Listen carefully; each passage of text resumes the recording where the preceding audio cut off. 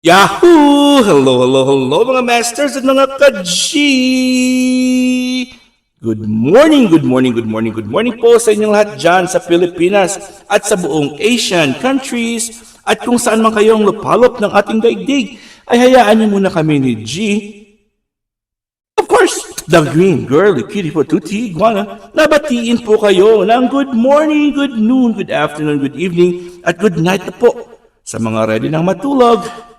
At welcome po sa second episode, second day natin na pag-topic natin about kiwi. Ayan po, welcome po sa ating G and Daddy Health and Lifestyle Tips. Kit-kit talaga ng aking baby girl na si G. Ayun, so bubukan sa natin. Let's cut the kiwi.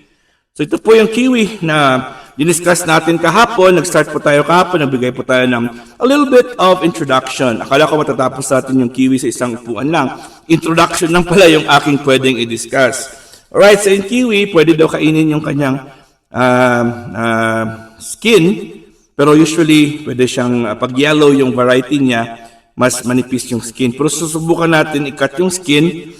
Kasama po yung kanyang flesh. At yan, ibibigay natin kay G. Alright, so ako po habang po ay magka-cut muna ako gamit po yung ating chopping board at kutsilyo and habang po ay mag-discuss po tayo. Okay, so kiwi, according to the research findings, kiwis may benefit in the following ways. Okay, in the following ways, marami pong benepisyo ang kiwi. Number one, it's excellent source of beneficial plant compounds. It's an excellent source of beneficial plant compounds. Ayun. In addition to containing the antioxidant, nutrients, vitamin C, and vitamin K. Sandali po. Hindi pala K, wala palang K. Sandali po, ang G natin ay nakukulit na naman. Nakukulit. In addition to containing antioxidant, nutrients, vitamin C, and vitamin E pala. Kiwis are an excellent source of plant compounds that have antioxidant and anti-inflammatory effects in the body. So meron po siyang maraming plant compounds. Yun, very healthy po siya. Okay, and antioxidant nutrients. Meron siya vitamin C, vitamin E, and of course, excellent plant antioxidant and anti-inflammatory. For example, kiwi contains carotenoids. Carotenoids, yung makatatagpuan nyo rin po sa carrots, carotenoids, okay, which have health-promoting properties. Nakitingin siya sa akin. These include the following: lutein, zeaxanthin, and beta-carotene.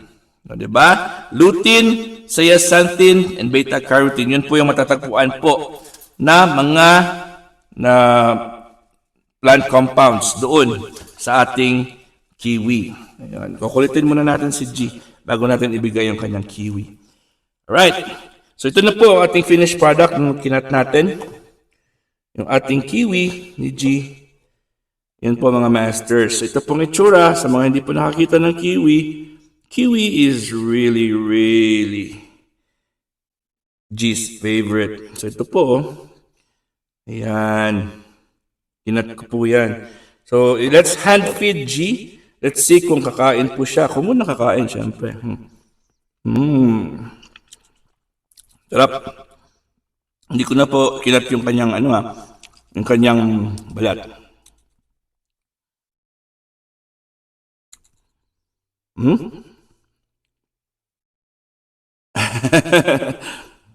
It's G's favorite. Okay. Studies show that diets high in carotenoids may help protect against certain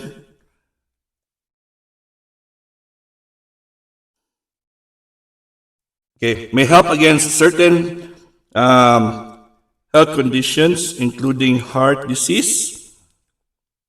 Yun, paborito ng G. O diba?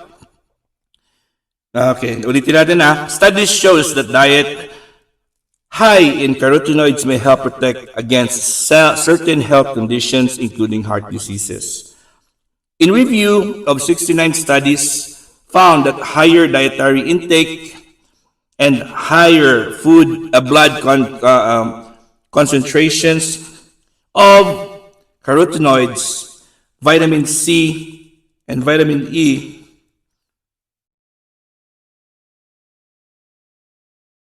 grabe, no? were associated with a lower risk of heart disease, total cancer, and death.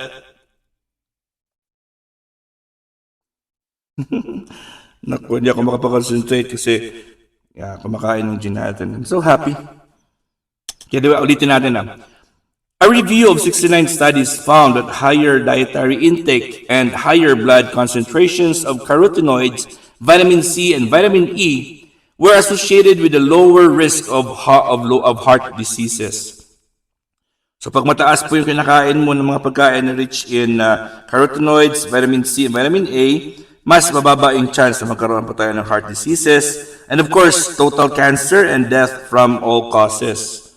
O diba? So makakatulong pala talaga ang pagkain ng mga carotenoids rich foods, vitamin C and vitamin E. So yung kiwi natin is one of them. Ayan, so ito po, kumakain po yung gin natin ng kanyang kiwi. Paborito ito ng gin natin, no? Ayun, isang kainan lang. Kiwis are also rich in these nutrients, di ba? So plus, a study that included data, and over 17,000 adults found that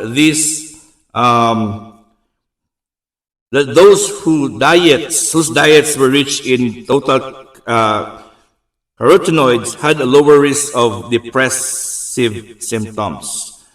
Ayan po, pag meron po silang carotenoids po, lower ang risk nila na magkaroon po sila ng depressive symptoms or mga depression.